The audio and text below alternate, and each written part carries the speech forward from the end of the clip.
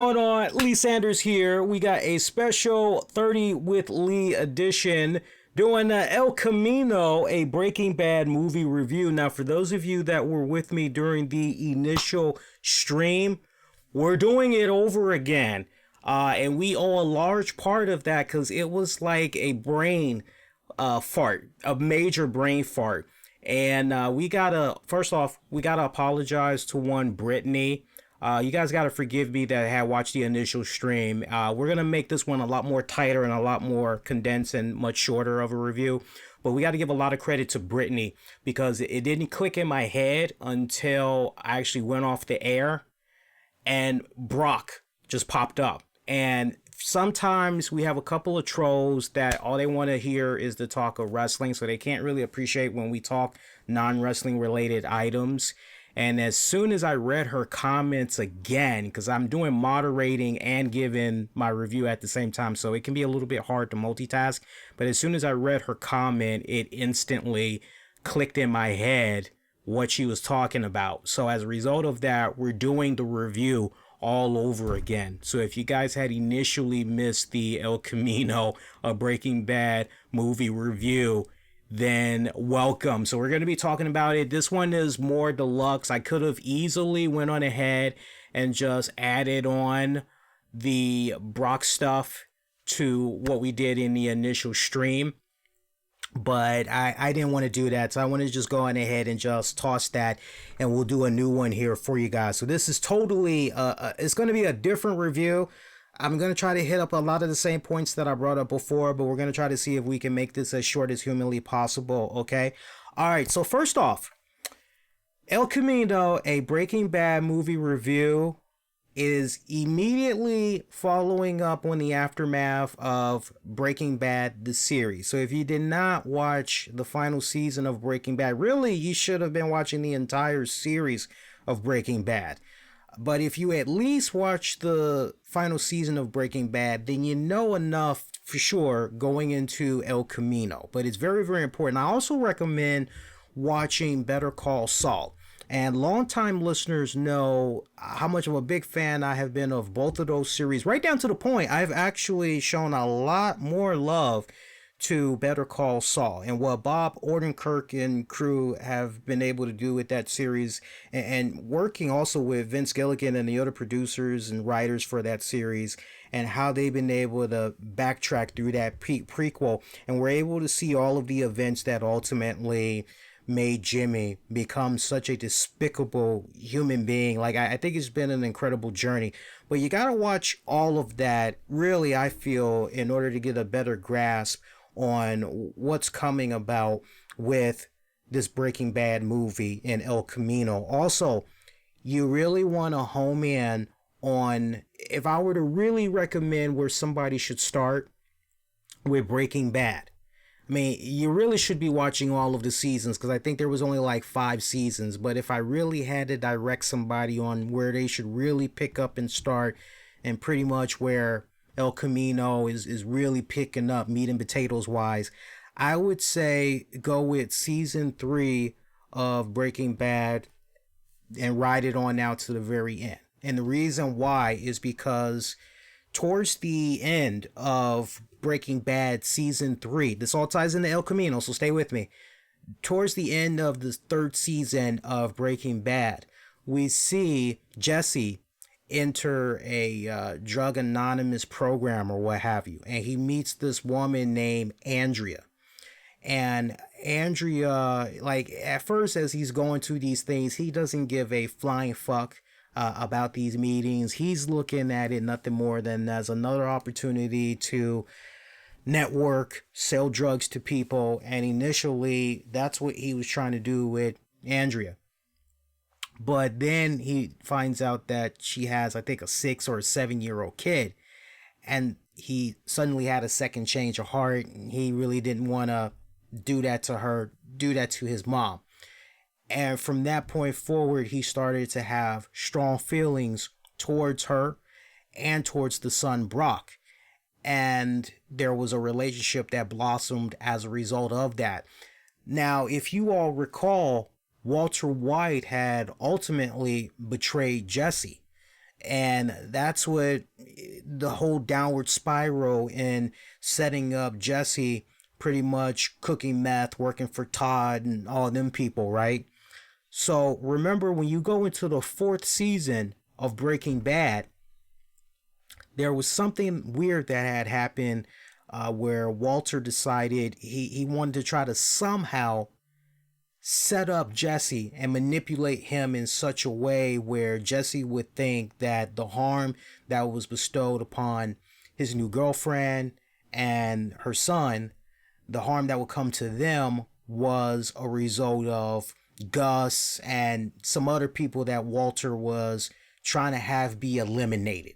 And he was hoping that by planting some seeds in there on Jesse's end, it would have Jesse operate in a certain way. Well, sadly, it wasn't Andrea that would fall victim to all of this. It would actually be Brock. And Brock turns out, initially, if I remember it right from my memory there, if I remember it right, ricin, I think, was maybe one of the things that was diagnosed. And the kid was fighting for his life, and they really weren't sure what the hell was going on. And like, you already see Jesse's brain he's thinking, oh my God, like, it's got to be Gus. Gus has to be behind this. But as Jesse would ultimately learn, it was actually Walter that was behind the poisoning, if I remember it right, of the kid. So, that combined with all the other shit, Walter, just the ultimate betrayal of Jesse, him being a captive and everything. So I would say start with season 3, go into season 4, definitely season 5. Andrea was ultimately killed by Jesse's captives. They did that to send a message to Jesse, which was, if you don't do what we want you to do, like, not only have we killed the mom, but we're also capable of killing the kid. So you really need to do what we're telling you to do if you want this kid to continue living. And so for those of you that ever had wondered why Jesse never escaped, now you kind of know. So I can't believe I had a brain fart on that. So all of those events from season 3, 4, 5, and then also tie a little bit into Better Call Saul as well, because this is basically a flashback present type of movie, right? Now, I'm going to get into some major spoilers, and for those of you that don't care for the spoilers, you guys can back out right now. Otherwise, you've had your warning. I'm going to jump right into it. So, remember, Breaking Bad, last thing we see, Jesse driving off in El Camino, big old smile on his face. He's crying. He's happy. All of these emotions. He's free. All of this just rolled up into one. Going into El Camino, pretty much picking up right from that, we see that the police, they are responding to that scene where he was held captive. Yes, Walter White, his status was addressed during this show. But at the same time, you can still speculate and you can still go with the conspiracy factor as far as Walter White is still alive. We'll get into that in a hot second. So we see Jesse in this El Camino, and he is trying to get this bad boy hot off the streets as well as himself. We see him ultimately land upon the doorsteps of his old friends, Badger, or Badgie, I call him Badger, and Skinny Pete. And it was really great seeing the three of them lock up again, because anybody that was a fan of Breaking Bad, you knew when Jesse and these guys had got together, you were in for a little bit of golden comedy and just the chemistry. I mean, aside from Aaron Paul and Bryan Cranston and their awesome chemistry, whenever you got Aaron Paul and those other guys involved, like, it was just a grand old ball of time. And just seeing them playing the video games and all that, cracking the joints on each other, I love that. It's like shit me and my friends used to do back in the day, still do to this very day on some games. So it was nice that we had got a little bit of that nod, that acknowledge to that former friendship and everything. And really, when you look at this 2-hour plus movie, it really did feel like you were going down a memory lane as far as properly saying goodbye to some favorite characters from this Breaking Bad series. Just one more time, just making your go round, it felt like. But it was nice seeing that nod to them. Jesse's trying to come up with a game plan to move on with his life. He knows off the break what he wants to do. He wants to take up Ed portrayed by the late Robert Forster. Remember he had got nominated for a award in the Forster movie there by Quentin Tarantino. Jackie Brown. Jackie Brown is the movie that I was thinking. He was also in Delta Force, Me, Myself, and Irene. Olympus Has Fallen. London Has Fallen. Just a long, decorated resume as far as an acting career goes. He sadly had passed away right when El Camino was released. But on a positive note, he was surrounded by family and loved ones. He had passed away due to brain cancer, is how he passed away. But remember, Jesse had passed up on Ed as far as getting that new identity and everything. So this go round, now that he's free and he knows that the police are white hot on his ass, he knows what he needs to do is get away as humanly possible from Mexico and all that, and then just go live a new life elsewhere. So Skinny, Badge, they do the best that they can to help him out, give him some money, give him a new car and everything. At this point, we see a flashback. We actually see a flashback to when Jesse was being held captive. And remember, Todd was overseeing how Jesse was doing and everything. Todd, portrayed by great actor Todd Alquist. Hopefully I'm pronouncing his last name right. Correction. No, yeah, I did say it right. I did say it right. Todd Alquist. Todd Alquist. That's the name of the character, portrayed by Jessie Pinkman. Jessie Pinkman, the one thing I like about this guy is a little bit of stuff that I've seen him in. He looks so much like the late Philip Seymour Hoffman. It makes no sense whatsoever. Right down to the point, since last we saw him on not Better Call Saul, I get my B's mixed up, folks. You gotta forgive me. Since last we saw him on Breaking Bad, he's actually picked up a little bit of weight, a little more weight, definitely huskier. Definitely looks a lot like Philip Seymour Hoffman, right down to the point if they were ever make a biopic of this guy's career, honestly, Jessie Pinkman would be perfect. But to see the Todd character come back in a very important flashback, I loved it. You already knew during Breaking Bad how much of a sick, twisted little fuck this dude was.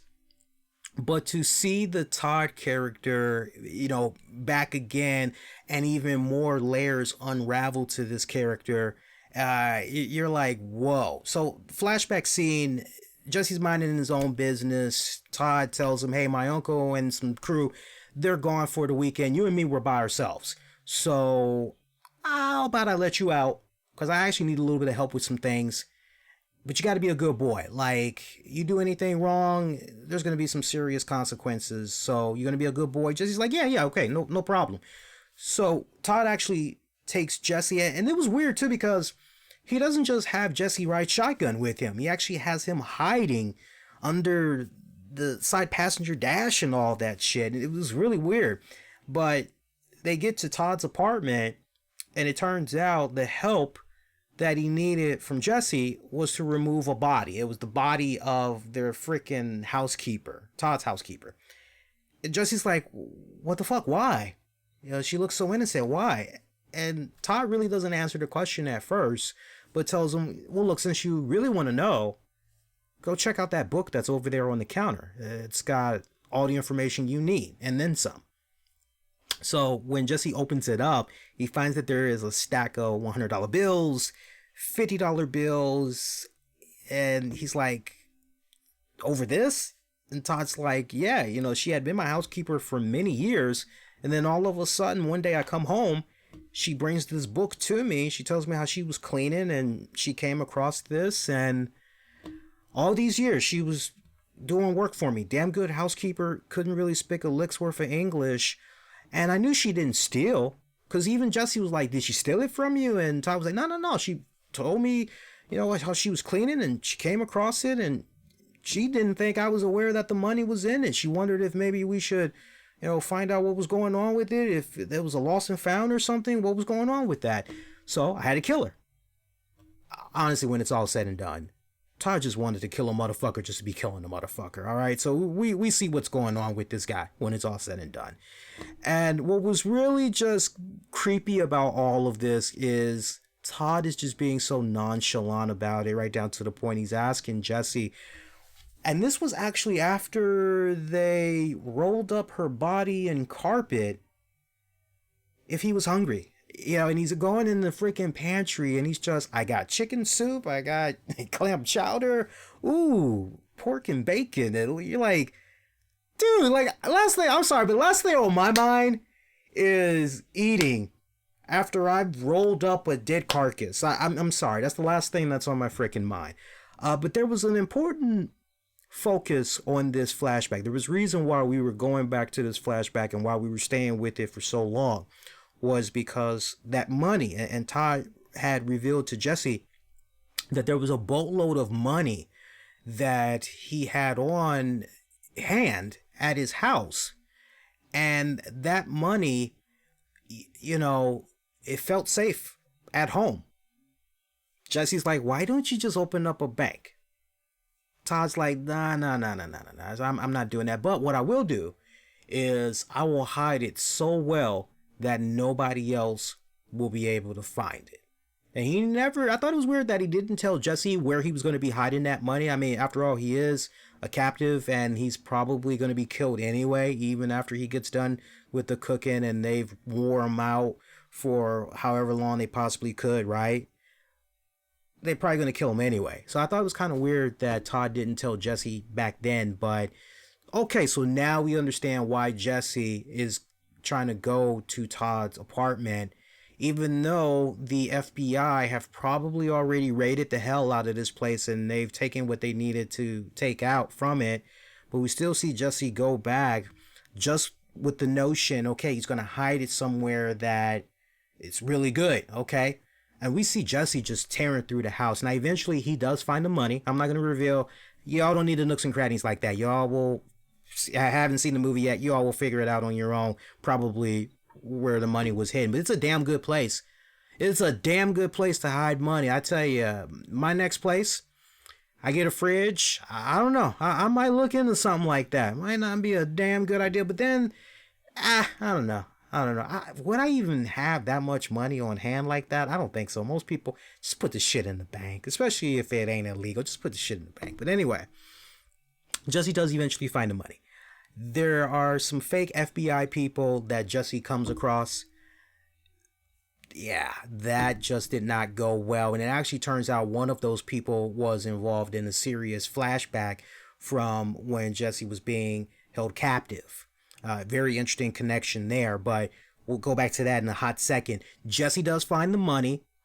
He takes his respected cut and he tries to pay Ed a visit at his vacuum store. This was a case where he had to do some old-fashioned detective work to try to figure out where Ed was exactly. But once he did come to Ed, and yeah, that's what's really sad about watching El Camino, a Breaking Bad movie, is once you realize that Robert passes and you're like, oh man, he dies the day that this freaking movie is released, right? And you're watching Robert Forster as Ed, you couldn't help but feel melancholy instantly, but at the same time realize how much of an important role, be it just for several minutes, you couldn't help but realize how much of an important role his Ed was playing in the life of Jessie Pinkman here, because this was the guy that could definitely give Jessie that fresh start that he wanted. And where exactly was Jessie trying to go this go round? Well, glad you asked, because the way this all had pretty much kicked off, you go back to a flashback scene where Jessie is chilling with Mike and they're looking at this beautiful scenery. I mean, it's gorgeous, just gorgeous, what they're looking at. And they're going back and forth talking about, okay, well, you know, now that it kind of looks like we're close to being out of the business for good and everything, you know, what you're going to do with your money and everything? What do you see yourself doing? You know, what's next? And at one point, Jessie says to Jonathan Banks, Mike character, well, you're young, you got all this money. If you were me, what would you do? And Mike does not want to play along, but Jesse breaks him down, and Mike says, well, honestly, what I would probably do, I would go to Alaska. It's peaceful, it's quiet, I can get a fresh start over there, brand new life. That's what I would do. And that kind of takes Jesse back a little bit, but he actually starts to warm to the idea, but he also adds to that, yeah, kind of cool to do, make things right. And Mike tells him, no, no, no, no, no, no, no. That's something you're not going to be able to never do. You're never going to be able to make things right. And so for Jonathan Banks to come in there and play such an important role and kind of putting those seeds as far as what's probably going to be next for the Jesse character in real time, I thought that was a great nod. Also, if you watch Better Call Saul, you understand even more why ultimately Mike took a liking to Jesse. Because, in Better Call Saul, you really learn how Mike's son, he was a respected cop and everything, how he got killed, and Mike felt that there was some serious police corruption that was going on and everything, and it was unfortunate, but you learn way back then watching the Better Call Saul prequel, what all was going on with that, but you also learn how much of a family man that Mike is, because during that series he is really seeing too the widow, and his granddaughter. He's seeing to them, making sure they have everything they need and everything. And it's exploited a lot more during Better Call Saul. So it really helps bridge the gap, I think, even more to why ultimately Mike took such a liking to Jesse. It really seals the deal even more. I mean, not for nothing, Breaking Bad does bridge that gap in its own respected way. But for me, Better Call Saul really bridges it even more and really helps you connect with Mike the human being, because we see other instances during Better Call Saul where Mike the family man really comes out, right down to the point there was if I remember it right, there was a group of Russian men that Gus had hired from overseas to come help build the underground meth lab that we all would infamously know from Breaking Bad. And Mike is overseeing these guys. He's making sure they have everything they need, everything that they could want away from home, they are having, food, anything, right? Probably the only thing they do not have is freedom. They really cannot go where they please. And right down to the point they're living like on a compound and everything. But I'm exaggerating on that to bring home the fact that there was one guy that really took advantage of Mike's kindness. And we sadly would see the end result of that, as Gus was pretty pissed off about how things were handled. And we saw Mike go one step closer to the dark side that we would ultimately know to become of him when we see him in Breaking Bad. So I thought it was nice how things opened up with El Camino, basically with Jonathan Banks as Mike and Jesse, that interaction. That was a great little nod that they had did there, respectfully. So like I said, Jesse does eventually get the money. He goes to Ed, again, Ed playing such an important role here in helping Jesse move on with his life. And Ed plays a really tough game with him early on, not letting up that he was the one that tried to help Jesse and Saul Goodman, but Jesse didn't take up on Ed the first go round. And after several minutes, Ed finally caves in, and he's like, two things. One, this money, which was $125,000, he says to him, yeah, this is what you owe me for last time. Because you wasted my time, my energy and everything. You owe me for last time. But you want to do it this time, that's going to cost you another 125, right? So grand total, he's got to cough up 250 G's. So Jesse is doing everything he can to get all of this money together, and long story short, he's short by about $1,800. Ed is not budging. And rightfully so, because he's putting his neck out there. He has just as much to lose as Jesse has to lose, right? But ultimately, Ed tells Jesse, look, you have the money, Word is bond. I will hook you up. You'll be set to go. Just bring me my money. Remember what I said earlier, how Jesse went to Todd's old apartment and was raiding it. Ultimately, he found the money. Well, sadly, he had to share that money with some guys there that were fake FBI agents. And one of those guys ties into a flashback from when Jesse was being held captive, right, by Todd's uncle and people. So we see that there is this epic showdown between Jesse and this dude where he's able to get the rest of the money.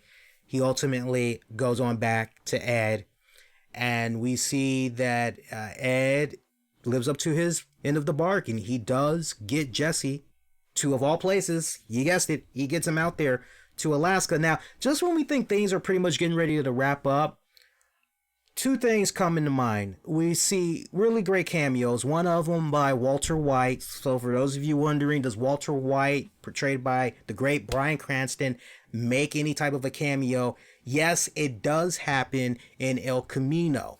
Now, for those of you curious, hey, Walter White, is he alive in the present time? No, he's not. And the way that they went about that was very subtle. It was a nice touch, wasn't overkill whatsoever, but you could still form the whole conspiracy theory when it's all said and done.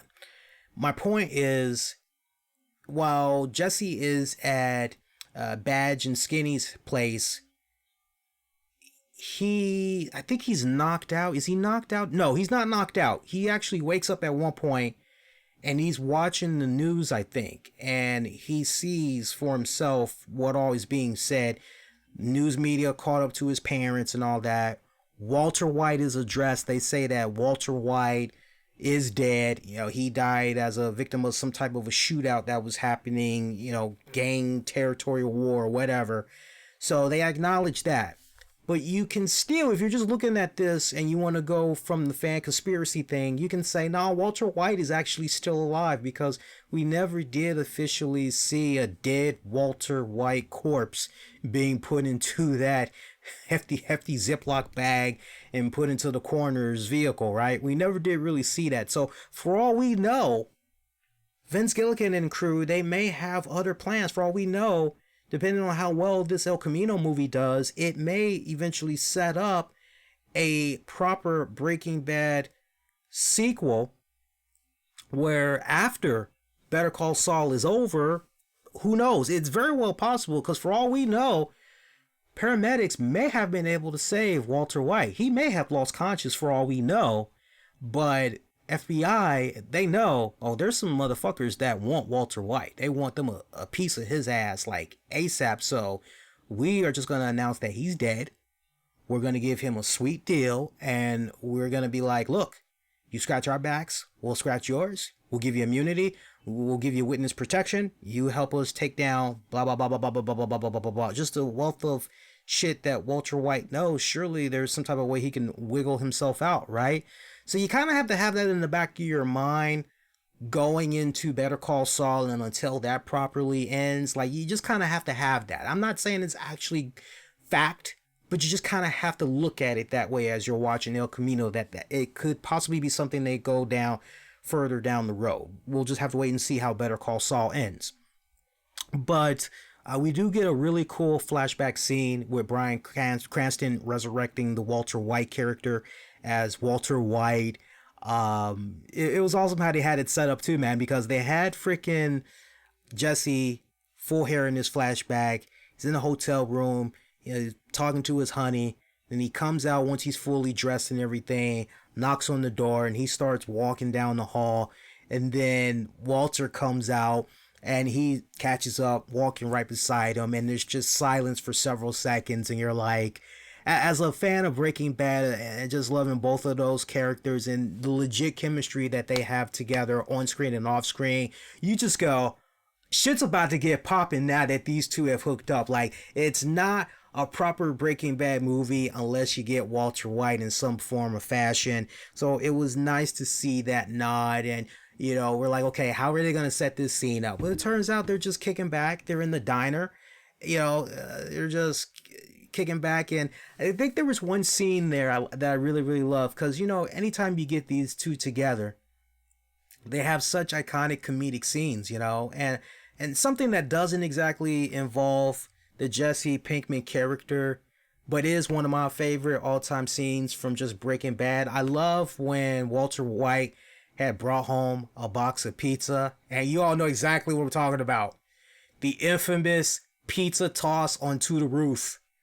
That for me was just, I must have watched that scene I don't know how many times, and then watched the outtakes and laughed my ass off looking at that. I mean, you could not, that was perfect. That was just freaking perfect. And it actually took a couple of takes to do that, right? But that's something that actually doesn't involve Jesse Pinkman on screen. But yeah, to see Jesse Pinkman at the salad bar, just getting himself one big fat plate of a fruit salad, and I think he says something along the lines of, yeah, bitches. And you're like, man loves his food, huh? But we see a bit of a comedic and serious scene right here as Walter wonders what's next for Jesse. And you can kind of tell, he wants nothing but the best for him and everything. Early on, when Walter White gets the diagnosis, and he doesn't have that much time, and he's just trying to make sure that his family is going to be tended for and everything after he's gone. What turns into, or rather what starts off as goodwill, good intent, how quickly he gets corrupt along the way, right? I mean, it's corrupt from the start, but just the further down the rabbit hole he goes, it's like, wow, you really lost focus of what this was truly all about initially, didn't you? Which should have been a quick in and out, and he says to Walter, this is early on during their RV days and everything, when they were cooking the meth, trying to find people to buy it, shh. Walter says to him, so what's next for you, what do you see yourself doing? What's next for you? And Jesse's like, I don't know, I haven't really thought about it. And Walter says to him, well, maybe go back to school and get your GED. And I like how Jesse just counters right back, and he's like, fuck you, man. He's like, I got my GED. What the hell you mean I need to go back? I got my GED. Hell, you were right there when I was graduating. You had it in my high school diploma. What are you talking about? And it was great how Walter tries to just come right back. Okay. I get it. That's not the point.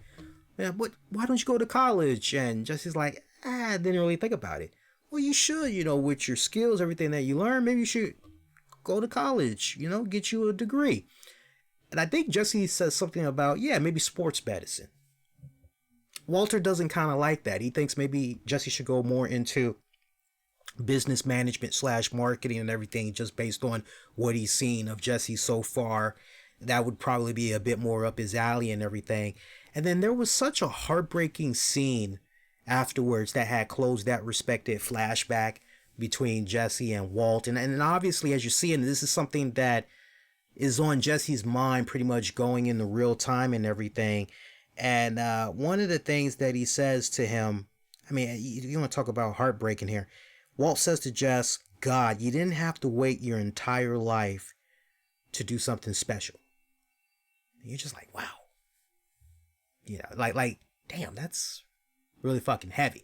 So that pretty much had ended that flashback. One of the last things we see is Ed in Alaska pretty much unloading a truck that has Jesse hidden in it. It's a great little hidden compartment that Jesse is in. And he pretty much goes through the whole spiel about, what's your social security number? Okay, great. Say it backwards.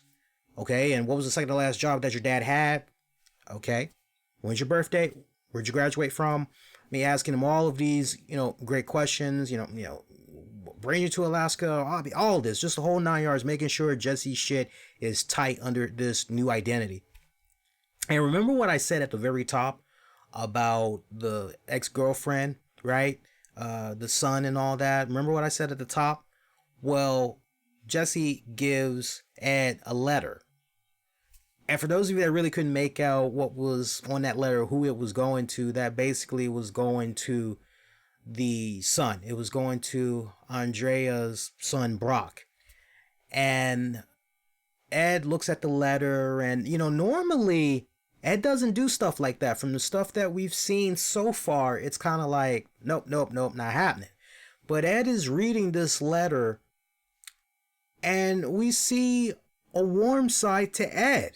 for once, and I like how powerful it was too in the way that it was delivered, because same facial expressions every time we see Ed, right? But Ed reads this, he looks up at Jessie, he's continuing to read it, and then he says to Jessie, please close this. And Jessie licks it, closes it, gives it back to Ed, and he says, you got to give me about a month and a half, and then I'll mail this off for you when I'm in. I forgot the area he said he was going to be passing through next, but he said, yeah, I'll mail it off right when I go through there. It'll get where it needs to go. So Jessie gets in a vehicle that was all arranged by Ed and everything, starting off his new life. And kind of like with the Breaking Bad series finale, here we are seeing Jessie driving off, big smile on his face, the great unknown, right? Beautiful Alaska, great scenery.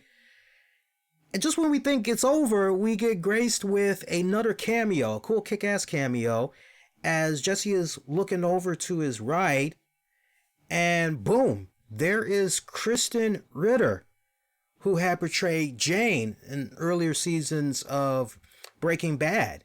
And you're like, wow, what a nice little nod. And y'all know that, know you're Breaking Bad, how much of a factor Jane was, the character that Kristen Ritter had played on there, pretty much the original girlfriend for Jessie Pinkman. Y'all know how high in love Jessie was with her and everything. And, it's kind of, you could almost kind of say it was like a Kurt Cobain, Courtney Love type of deal with them. You could almost say that, literally. I mean, they did get high together and all that after all, right? Watching them and their chemistry, it was like, if I were to really describe it, it was kind of what I just said, Courtney Love, Kurt Cobain, but also one of my all-time favorite Al Pacino movies. And if you need something to do this weekend, look it up when you get a chance. Panic in the Needle Park. One of my all-time favorites from him back in his younger days when he was just starting to scratch at the surface of his career. And when you see that movie, you'll know exactly what I'm talking about. You haven't seen it yet, but for those of you that do know what I'm talking about, great comparison, right? So I thought it was interesting that we had just that last cameo, that boom, it's Kristen Ritter, fresh off of what she was doing for Netflix and Jessica Jones, bookend on Jessica Jones, as that's it for all of the Marvel shows on Netflix now, sadly. And their flashback was very pivotal as well, because Jessie is talking with Jane, and Jane, honestly, the sound advice that she was giving him was basically, think for yourself, live your own life, basically, and all that. And so it was kind of touching to see Jessie, I guess, in his subconscious, as he's driving off to this new unknown, this new life for himself. He can't help but, damn, I wish I had Jane right beside me and everything. But that's pretty much how the Jessie Pinkman story wraps up for El Camino, a Breaking Bad movie. So, look, it was great seeing all of these colorful characters come back. It was great to revisit all of them one more time, even if it was in flashbacks. For me, the question, was this movie really necessary? I mean, we've heard rumblings since 2013, immediately after Breaking Bad wrapped up. There was possibly going to be a Breaking Bad movie. And for a lot of us, we wanted it to be a sequel. We wanted for Walter White to still be alive, because we wanted one more hoorah with that character and everything. And so since 2013, we've heard rumblings. And looking at this movie, was this movie really necessary?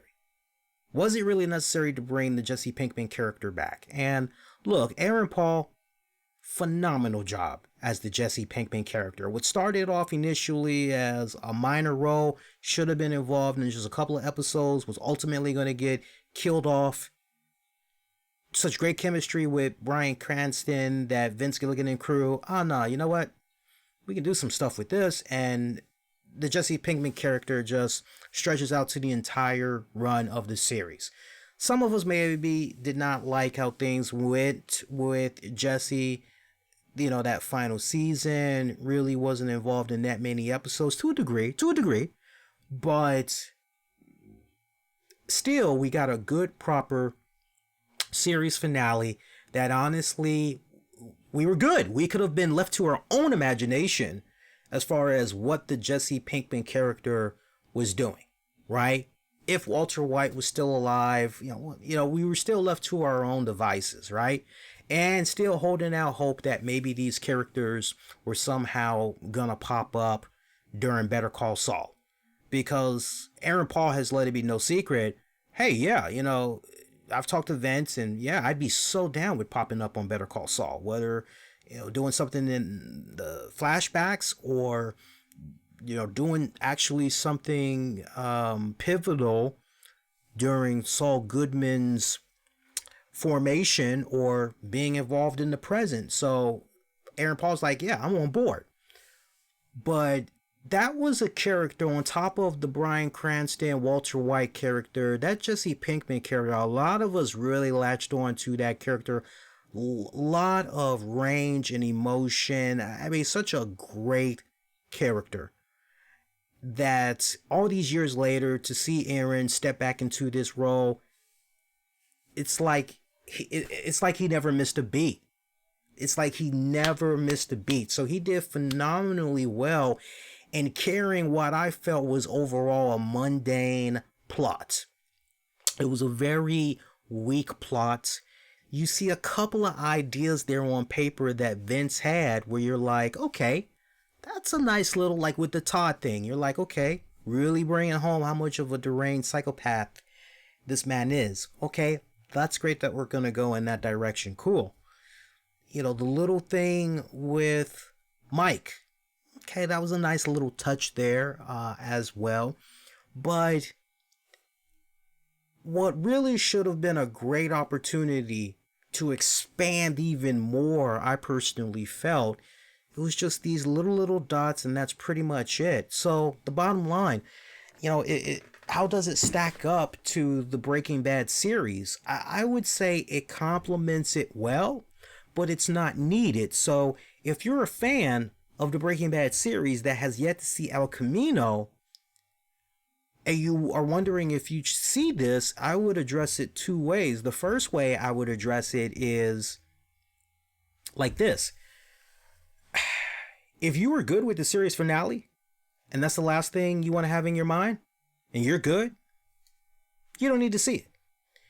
If you really love those characters, you love all things Breaking Bad, you're currently following Better Call Saul, and just for continuity, you want to know what's going on, then go ahead and check it out. Because for all we know, and this is what I'm hoping that as subtle as things were with the Jessie Pinkman return and everything with El Camino, I'm hoping that, because if you stop and think about it, there's some decent seeds there at the present time in which you can have be planted in Better Call Saul during its final season, especially when you're trying to go to the present.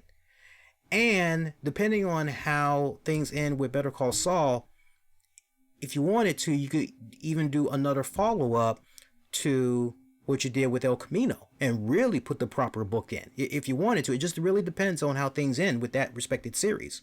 So there's a couple of ways that you really could consider looking at this. But for me, I would just really look at this as a nice, subtle reunion nod to all of those characters. I mean, for me, I wish I could have seen Mrs. White. I wish I could have seen the son once again. It really would have been nice to see them and, get some type of an idea of, how they are doing. I really wish that there would have been a scene where Jesse, because he was making multiple calls from a, oh God, I can't think of the type of phone. One of them scrambling phones, basically, right? Can't track it, can't trace it, none of that shit. I wish that one of the calls could have been to them to, find out if they were okay but at the same time, you can make the argument, well, he really didn't have any interactions with them like that. So it really doesn't make sense for him to even try to contact them or anything like that, right? But there's just that part of me, since we were just going down memory lane with all of those characters, really would have been a nice nod to, go to those, or hell, even Walter's brother-in-law. I can't remember his name right now, but we know he's tearing it up on the Claws TV series on TNT. It would have been great to, see that little nod to him one more time. But just for that whole nostalgia thing, yeah, it was nice, but it really wasn't needed, I personally felt. Now, look, I gotta tell you, if you guys haven't seen this yet, when you get ready to see it, check it out on, hopefully you got a smart TV or you got yourself a 4K TV, because it is just visually stunning, especially when you combine all of that with Netflix streaming and Ultra HD. It looks phenomenally fantastic. And to think, when you're watching this, they were able to do everything they were able to do with this 2 hour movie on a budget of $6 million. But when you're looking at this, it looks like it had a budget of like it looked like a budget of maybe 60 to 200 million, give or take, right? But yeah, I hope that with what they did with El Camino, maybe it's just them planning some stuff for Better Call Saul going forward and after it's wrapped up. But if not, I'll take it. It's okay. It's definitely, if you're a hardcore Breaking Bad fan, you owe it to yourself, just so you could be in on the discussions that everybody is going to be having at the water coolers Monday. You owe it to yourself to check it out so you know what was going on, be able to hang with everybody else. You owe it to yourselves to at least check it out one time. And who knows, I see the reviews, and I mean, look, it's not being bashed, which is, and that's expected. It's not being bashed. But if we're being totally honest, the plot is very, there's not enough gusto. For me, the way it really came off was, have any of you ever seen Bill Murray and Scarlett Johansson in Lost in Translation? That's a film that was directed by Sophia Copeland. If you have seen that movie, you know that originally the script for that movie, I think it had a total of like 50 pages or some shit like that, 50 or 80 pages, very, very short.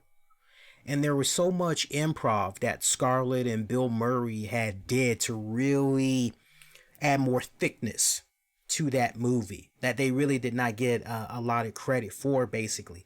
So if you really stop and look at a movie like Lost in Translation, not really much of a plot. It was really about the riveting performances of Bill Murray and Scarlett Johansson that carried the hell out of that film. Not much of a plot. When I look at El Camino, a Breaking Bad movie, I look at Aaron Paul returning to this Jessie Pinkman character, and I'm literally looking at it the same way as I'm looking at Lost in Translation. So I really hope that kind of helps you guys out.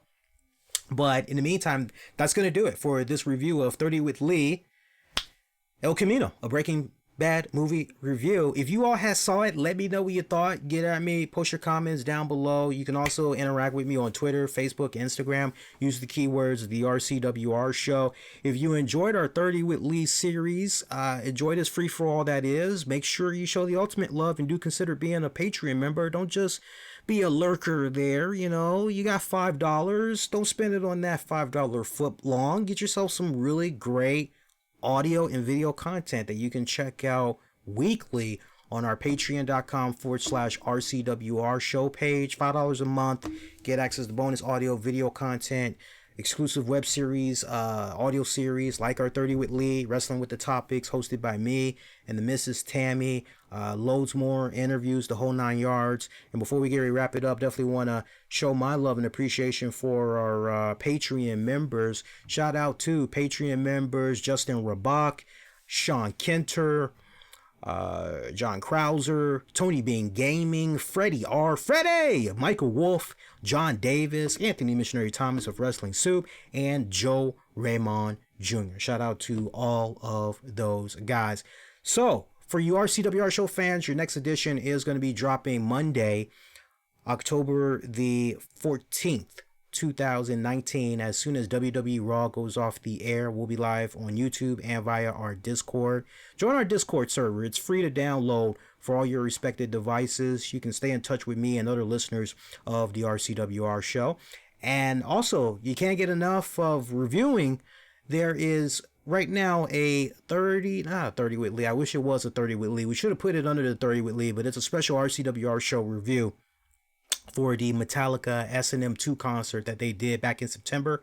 It's now released in theaters. So if you've been a little bit on the fence about whether or not you should check that out, you owe it to yourselves. Scoop that up when you get an opportunity. That's going to do it, guys. I'm wishing all y'all to be safe and most importantly, be kind to one another. I will see you all next go round. Very good night. Good morning.